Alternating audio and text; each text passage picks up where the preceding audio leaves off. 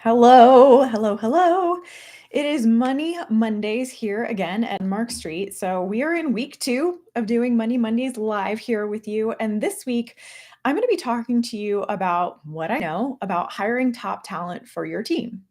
Now, I'm going to come at this from a couple of different perspectives because I used to have to hire top talent at my corporate role. So, as a manager and as a leader on our team, it was part of my responsibility to find new people to come on either full time or if we didn't have the head count to kind of fill all of the roles that we needed with full time employees. What did it also cost us to bring on contractors? I want to walk you through a little bit of like what are current salary rates for people in the apparel industry. This will all be in USD. So if you're watching over in Europe, you'll need to do some conversions probably, but I just want to talk to you about what this costs and then all of the different resources that are out there for you in the way of hiring. So number one, first of all, it's important to understand how important it is to your brand to be hiring someone either full-time or on contract. And to be honest, here at Unmarked Street, I know we're a contracting agency, but we really like to recommend to our clients or potential clients or anybody who's kind of asking that you look at hiring in-house first. If you're looking to build out your team, and you want to have people really be tied to the values of what you're trying to do. If you want to bring someone in who is going to be able to wear multiple hats and kind of move cohesively throughout different roles or be willing to take on certain things that maybe a contractor who has a very specific goal isn't going to do for you, hiring full-time can be a great way to do that. Now, if you are hiring full-time right now, I'm going to give you kind of two ends of this spectrum. If you're looking to hire someone in a senior level role, the minimum or the average, I guess, okay, let's talk averages. So the average cost that we're paying in the United States right now for a senior level apparel designer, developer, or production manager is about $108,000 per year. Now, that is before you want to add any 401k matches, any medical benefits, any dental benefits, vision. If you want to be giving them PTO time, if you have any other benefits that your brand wants to set forward, maybe you want to give them employee discounts on the products that you make. Maybe there are just other things that you have in mind that would be great perks for your employees. Well, all of that kind of goes against your bottom line. And so what you want to do if you're considering hiring someone really at a senior level position, someone who's going to come in, not need a ton of training, be able to hit the ground running, someone who's going to bring expertise into your company for a role that you know you need. So for example, let's say you need a production manager who can hit the ground running tomorrow and be able to track inventory for you, work with your mills, work with your suppliers, work with your factories in a very elevated way, something that you might not even know yet. You're going to be planning to pay them around $108,000 per year salary. And then you're going to consider your benefits package on top of that. Now, when I'm typically looking at what will it look like to hire full-time for my team here at Unmarked Street eventually, what I'm kind of finding is that I'm averaging about $14,000 a year for benefits per employee. I don't know if that's low. I don't know if that's high. I would love for you to comment or write in or put anything around this video if you know what benefits are more realistically. That's kind of what I've done a little bit of research on and kind of came out with a pretty round number that helps me at least get my budgeting done when it looks like, maybe I want to start hiring next year or something like that. So when you're adding all of those numbers together, you get into the 114 plus 108 is 112, 122 per year. Is my math correct? Sorry, in my head. And if you're embarrassed for me that I just took that long to do that math, then I'm embarrassed for myself too. So let's just go there. So if you are not prepared to pay 120, let's just make it 120 a year to a senior level person to come onto your team, then you're probably looking at a mid-tier person or a junior level person. Now, junior level people around right now in the US are making around $80,000 a year as their kind of entry level salary, especially if you really want them to come in and wear a lot of hats, do a lot of work for you, work the full 40 hours. And again, that is without benefits. So now you're looking at around $90,000 to $95,000 to bring on a junior employee who you will likely have to train. You will probably need to give them 3 to 6 months to onboard properly to really understand what their role is, because as a junior employee, you typically come in and need that information spelled out for you. And then you are also going to have to train them in a lot of their role. So if you don't know how to train them, that's a risk that you take on by bringing on a junior employee who might not be able to hit the ground running tomorrow. They're going to need some help. And then anything in between is kind of going to be mid-tier. So if you're going right in the middle of that, right, we're looking around 105. So that includes benefits. So when you're considering hiring full time, of course, you don't have to offer benefits, but I think that's a really huge disadvantage to your job offer. And if you're not offering benefits, let's just say it, I kind of question what kind of leader you are. If you're not willing to offer benefits to your full-time employees, I think that's a huge miss for you as a leader. And I think that it's worth reconsidering how you pay your employees if you're not willing to give them benefits as a full-time employee at your company. Throwing that out there. Okay, so that's kind of what's going on salary-wise. When you're interviewing people to come onto your team, you obviously want to be hiring slow. That's a lot of really good advice that I've been getting as an entrepreneur myself. Take your time, interview a lot of people, read through a lot of resumes, read through a lot of cover letters, meet with a lot of people. The people that you like most, meet with them multiple times. When I was hiring for my team, I know I haven't hired full-time yet, but when I was interviewing, I was asking them to do a small project for me, and I paid for that small project. So whatever their hourly rate was going to be, I actually paid them for an hour or two to do that project for me. So you want to make sure that you are getting the right person in the right position so that when they do come in and you're ready to train them, you're not wasting your time training somebody that isn't going to be a right fit. Or if you bring in a senior level person, they really are truly ready to hit the ground running and bring that level of expertise into your brand. So that's full-time, that's hiring salaried employees right now. If you are, now, okay, caveat. I want to say there are a lot of brands out there right now with job openings. And when they're sharing their salary ranges that they're willing to give, we are not seeing very many companies actually hit these thresholds. So even though I should not call out brands. There is a brand who has reached out to me multiple times. They're located in San Francisco. They are a brand who has been around for decades. They make probably an ass ton of money. And whenever I speak to them about coming in to work with them, they mandate 3 days in the office. So there's a commute time that's involved there. And as a contractor, they're offering me like $20 an hour, which is well below what contractors are making right now in the apparel space. So I just want to throw out that there are big companies right now hiring people well below the average threshold, and people who are in locations who should actually be paying well above the average thresholds. It costs the most money to live in Silicon Valley or San Francisco right now. Boulder County, Colorado might be putting them up for a run for their money. But if you're in San Francisco and you are not paying above the average threshold in an annual salary, know that your team is likely struggling with their cost of living. And again, I just want you to ask what kind of leader you want to be for your brand and for your company. So there's that. A lot of people, I think, are taking these jobs because they need work. And I think a lot of these companies are taking advantage of people who need a steady paycheck.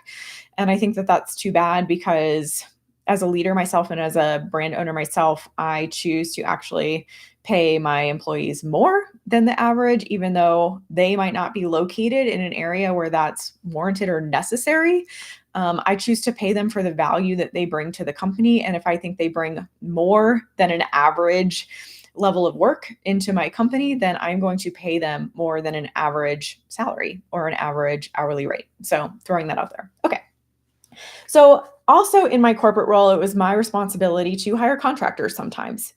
And for big billion-dollar companies who make a lot of money every single year, make a lot of products every single year, when we bring contractors in, we bring in the experts. We bring in people who, again, are going to be able to hit the ground running. They're basically these senior level people, but they're not available to hire full time because they own their own thing, or they work for other people, or they just don't want to work corporate jobs anymore. I mean, I'm one of those people, right? Like, I walked away from corporate. We have enough clients on our books now that if someone decided they wanted to hire me full time, I would have to be walking away away from really loyal clients who we've built beautiful relationships with. And that's not necessarily something that would be easy for me to do. So when we hire these people, we expect them to come in with a level of expertise that matches those senior level people. And I will tell you that a lot of these contractors who come in and handle a role for you. So let's say you tell your HR team, maybe you are your own HR team, maybe you're having this conversation with yourself, but let's say you're talking to your HR team and you tell them, I need 5 people on my team this year. I need to hire 5 people. And they say, sorry, we can only give you headcount for 3. That's all we can afford for full-time employees. That's when you then negotiate whether or not you have contractor dollars in your budget as well. And so this happened to us a lot. And this happens a lot in big corporate companies because headcount is a bottom line thing that you have to look at every single year. But contractor dollars is a little bit different. You don't have to add benefits to any of that, and they kind of get classified differently for your company. So what we would do is say, okay, we'll take those 3 full-time headcounts, we'll start interviewing, we'll start bringing people in, we need to know what levels they're all going to be at. And then what we're going to do is fill the remaining roles with contractor dollars. And so we would bring people in either into a design role or a production management role. Rarely we would bring in developers, but if we were needing development help, that would have been a great time for us to bring in a development contractor. And so what we were doing is, again, going out and finding the best. We paid usually between $15,000 and $20,000 a month to bring on these experts into our brands. And this was not necessarily because of the hours that they worked. We weren't paying people hourly. A lot of contractors won't work hourly because, number one, it's a pain in the ass to work hourly. It actually costs all of us a lot of time to be constantly tracking hours. Number two reason why a lot of contractors won't work hourly is because it's a huge disadvantage for their client. We had a client a year ago who wanted to pay us hourly. So we agreed on an hourly rate. And then level of work that we end up doing when we come into a brand, like when we come in and we say we're going to do development work for you, right? Because of the experience that we have and because of the senior level roles that we've taken through corporate apparel, we don't just really bring development to you. We also bring cost negotiations. We bring an understanding of product development. We bring an understanding of production management. We bring an understanding of design. We bring an understanding of supply chain and sourcing and factory communication. So because of all that knowledge we end up bringing, our clients end up tapping us for those kinds of tasks once they start to realize the value that we bring in all of these different areas. And this client who brought us on ended up doing that with us. They asked us to take on a couple additional projects because they knew that we could handle it. And they ended up paying us quite a bit more on that hourly rate than if they would have just accepted our monthly retainer fee. So at the time, our monthly retainer fee was $7,500 a month, which is about half of what our competitors out there in the market are charging. And they were paying us around $10,000 a month hourly because of the additional projects that they kept adding to our plate.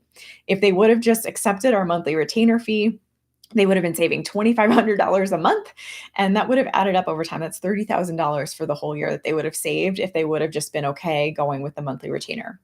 So those of us in corporate are usually very aware of that. And so we bring people on a monthly retainer scope. We ask them to come in, again, $15,000 to $20,000 per month. So we're looking at paying these contracting agencies who come in. They're able to handle either an entire department or an entire role completely on their own. And they're bringing a level of expertise that nobody else on our team really understands. We're paying them, what is that, $240,000 a year. And now, again, all of that gets classified differently for our brand. We aren't paying benefits on any of that. So that's all going directly to them. And then they're figuring out how to pay their own taxes and all of that stuff. They have to figure out how to pay all of their own benefits. But that's what it costs to hire an elite level contractor in the apparel space right now. We actually heard of a competitor who's out there who did 3 months of work for a brand for $38,000. And that's about on par. That's about on par, right? Like 3 months of work, actually, that's pretty low. when you compare it to what we were paying when I was at corporate and what we were willing to bring people in on. So 3 months of work for some of these brands would have cost $60,000. 3 months of work for $38,000 sounds like it's actually a bargain. So consider that for your brand. If you really want to bring someone in who knows what they're talking about and knows what they're doing, if you want to hire Unmarked Street, we start at $7,500 a month. We go up to $15,000 a month, essentially, if you want us to run your entire apparel department. We're doing that because we're a young company, still trying to grow. So we're kind of in the middle of where we think we really should be. I know over time we will continue to raise our rates so that we kind of get to that that $15,000 to $20,000 a month range. And so working with us now actually gives you a huge advantage because we end up grandfathering all of our clients into their current pricing. We have some clients who've been on the books for years already, and we've raised prices once, but not nearly as high as even what we would typically just charge a new client because we really honor the relationships that we have with our existing clients, and we want to make sure that we continue to support them. So if working with us has ever been something that you've been questioning in your head, getting in at a time where it doesn't cost $20,000 a month to work with us, and you can maybe get in at the $7,500 mark and then know that you can be grandfathered into a lower price over time, the more and more that you decide to work with us, that can be a huge advantage for you. And that can be a huge advantage if you decide to bring in a contractor for a long-term role. We were working with someone when I was at Specialized who was helping us with our custom development, and she was making $15,000 a month, and we had her on retainer for 6 years.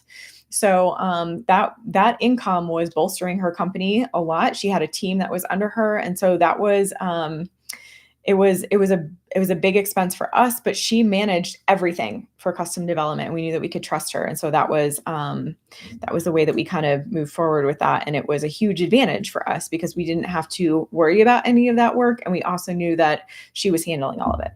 So there's that. I will say when it comes to fashion freelancing, there's a huge range. So there was a post that came out a couple of weeks ago that I saw where someone had done a lot of research on what does it cost to get a tech pack built. So I talk a lot about tech packs, in social media and on YouTube here, teaching you how to build tech packs, what they should look like, what they should include. And if you need a tech pack built for you, at Unmarked Street, you would come to us. Our tech packs are industry standard. Our team has built over 900 initial tech packs throughout our careers. And then we have updated those tech packs thousands of different times with factory-friendly comments. So we are giving you essentially the best of the best. Like, our tech packs are some of the best I've truly ever seen. Jessica Kusek, our lead product developer, makes the most beautiful technical sketches that I've ever seen. And so when we give you a tech pack, you know that it is going to be extremely robust. You are getting the most modern, most professional looking tech pack that you can, because this is what we used to do for big corporate brands. And ours costs $850. Now we've broken that down into each of the different pages, the value that it brings, how robust our tech pack is, and how long it takes us to build a tech pack for you. A lot of times it will come down to how many samples we need to measure to get your grade rule and to get your graded measurements just right. And so it takes time, it takes a lot of effort, but our expertise then goes into it and you get a ton of value out of that $850 tech pack. There are some people out there who are just starting out in the fashion freelance world, and you can get a tech pack from them for as low as $150. Now, the problem that I personally see with that is I attended a seminar not too long ago for budding fashion freelancers who are interested in kind of getting into it. And these people who are out there just getting started, charging $150, several of them in this seminar had to ask, what is a tech pack? Then not only have they never built one, they don't even know what it is. And so comparing a cost like that to getting the experience that you would get for $700 extra, I think is completely worth it. Like, having someone know exactly what they're giving you and know that it is 100% dialed versus someone who's maybe building their third tech pack in their life, I personally think is worth it, but it might not be for you. You might be on a really tight budget. And so finding a fashion freelancer on like Fiverr or Upwork is a great place where you can go if you're looking for something in a much lower budget. You can get it done. Just know that it might not be at the level that someone like Unmarked Street would give you. On the other end of the spectrum, this post that I had seen went from $150 at the lowest for a tech pack all the way up to $2,000. So there are some agencies out there that are building tech packs for their clients, and those tech packs cost $2,000 each. And so I'm happy that we are actually below the halfway mark of that average. We give you very good value. It's kind of similar to where we're at on our monthly retainer fee. If you want to hire us, we are going to be bringing the highest value to you with our 55 plus years of experience on our team at a price that actually makes sense for you. So our goal was to go out into the world and be able to help brands on a budget that actually worked. So if you think about hiring us at $7,500 a month, that's $85,000 a year. That's actually less than it would cost you to hire that junior level person in-house full time once you add benefits to their salary. And that's what was important to me so that people could get easy access to us in a way that was easy to understand. And so when you're thinking about going out into the world and finding a contractor or finding a freelancer or hiring someone full time, this is a little bit of advice just for you so that you can know maybe what to put in your budget. If you don't think you're ready to be adding benefits to your packages or bringing someone in full time, you want to be considering those. Okay, so I guess I didn't mention when we're hiring when we're hiring contractors to come into our big corporate companies, we are hiring the best of the best. Of course, there are fashion freelancers and there are contractors out there who are charging a lot less. You can get a fashion freelancer who will give you an hourly rate.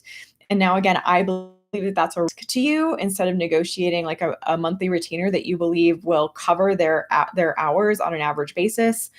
But you can hire someone for $50 an hour to come into your brand. Just know that they're probably not going to bring the level of experience into your brand that you might have gotten if you had hired a high-end agency. So there is the full gamut. There's a full range. You can find anybody for almost any price point. It's just a matter of what do you need at your brand? Are you an apparel expert already? And so you don't need expertise to come in. You just need helping hands. Like you just need someone to come in and measure garments for you and update tech packs and write out the comments that you already know like need to be written. Like if that's the case, hiring a junior level or a fashion freelancer is probably right up your alley, and saving on a lot of that money is going to be really good for you because you can dictate exactly what they need to do. You can train them. You know how to train them. You're not like grasping at straws when it comes to that. On the other hand, if you are maybe a marketing expert or you want to get into sales a lot more and you don't have the apparel expertise, if you came into your brand in a way that was like, I have a brilliant idea, I don't 100% know how to do all of this apparel stuff, but I'm going to figure out how to make it work.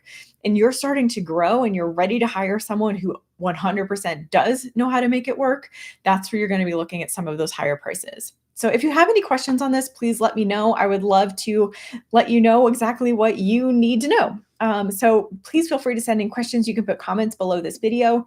We will be back next week with a new Money Mondays. We'll be talking about a new topic. And I hope this helped you in some way to kind of put some numbers into your budget and figure out what it would look like to start hiring, because it is the number one thing that is going to help you grow. Get some work off of your plate, delegate it out to a new hire, and then figure out how to focus yourself on being the visionary for your brand, being the CEO that you are, focus on sales, focus on marketing, get your face out there, be the face of your brand. That kind of stuff is going to move the needle for you. So, okay, have a great rest of your Monday and talk to you next week.